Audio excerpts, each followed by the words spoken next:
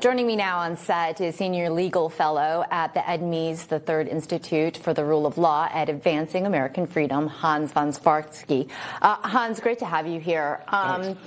How dangerous is it to have DHS defunded and essentially shut down during this time of war, domestic terrorism, and right now the confirmation hearing of Senator Markwayne Mullin to become its chief? Well, think about the fact that we've already had really what are terrorist attacks inside the United States in various locations, and our intelligence indicates that the Iranians are trying to activate sleeper cells that they have placed not only in the United States but elsewhere. I can't think of a more important time for DHS to be in operation than right now. I mean, it seems obvious, but the Democrats are playing politics with ICE. Right. Kristi Noem stepped down and was fired by Donald Trump.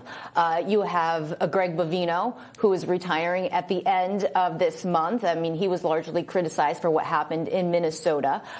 So you have those compromises that Republicans have already made. I think that asking for ICE agents to become unmasked and then getting judicial warrants before ICE can obtain deportations is a line that Republicans aren't ready to cross. What do you think? And they shouldn't cross it. I mean, first of all, they are complying with federal immigration law. There's no requirement of judicial warrants. If Democrats think that's necessary, then try to amend immigration law. Mm-hmm. But that's not required when they're going after someone who is in the country illegally.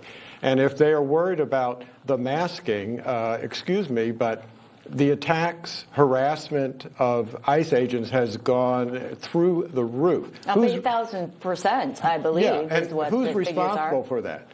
Democrats are responsible for that. They not only have been encouraging it, but they have been saying that people ought to be doing that. Basically, they have been encouraging vigilantes to act against ICE agents. So if they want to solve this problem, they need to calm people down and tell them, do not interfere with federal law enforcement. Hans, there's so much going on Capitol Hill today. Yeah, multiple hearings. I know that you've authored several books on election integrity. Right. One of the things that the Senate is deliberating on is the Save America Act. Right. This is some of the Democrats basically talking about the Save American Act, why it's Jim Crow 2.0, and why it's not moving forward. Here's Senate Minority Leader Chuck Schumer. Let's take a listen. They're conspiring with Donald Trump to undermine democracy and disenfranchise millions of Americans by pushing the SAVE Act. MAGA Republicans are trying to rig democracy and disenfranchise American citizens. That's what the SAVE Act is all about. Make no mistake about it, and don't let them fool you. What is your reaction to that?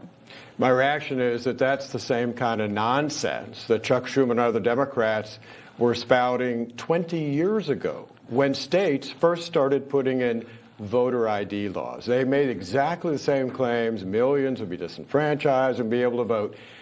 The turnout in the 20 years since then has proven that's totally wrong. In fact, I always kind of laugh when Chuck Schumer is saying this, because if you look at turnout between Georgia, which they have said has one of the strictest voter ID laws in the country, and New York, which has no ID law, turnout usually is higher in Georgia than in New York. And we can't forget that Georgia did pass that election integrity law. At the time, Joe Biden called it Jim Crow 2.0. They're stuck on this Jim Crow 2.0 when it comes to election integrity. And the election after that law was passed and implemented actually had higher turnout. So it didn't disenfranchise anybody.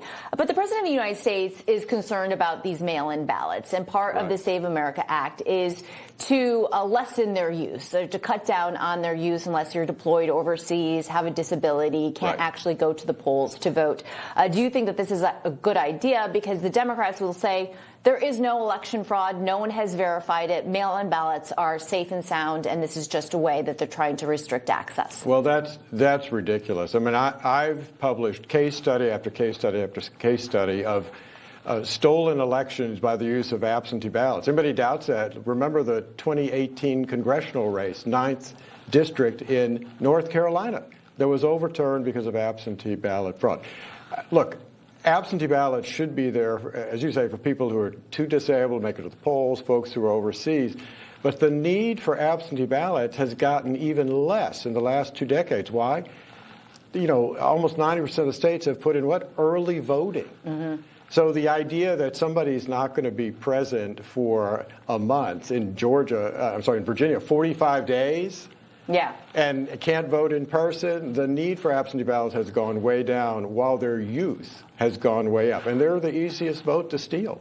Do you think that President Trump is right in prioritizing this piece of legislation and bringing it to the forefront of the national attention before the midterms? I do. And in particular, not just the ID provision, but requiring proof of citizenship. That is very important. I'm sorry, but there's evidence from states all over the country that aliens are registering and voting. And that's particularly a problem in places like California and Illinois that have put in automatic voter registration at DMVs and provide driver's licenses to aliens who are here illegally. And we see in the state of California and New York, in local elections, they're allowing illegal aliens to vote in local elections. And so if they can vote there, then it's not too much of a leap to say that they would want to vote in federal elections as well. No, that's exactly right. And, New York City tried to put that in, and the only reason they were stopped was because the courts there said, well, that you can't do that. That's barred by the state constitution. All right. Hans von Spakovsky, thank you so much for joining me on set today. Appreciate your time. Thanks for having me.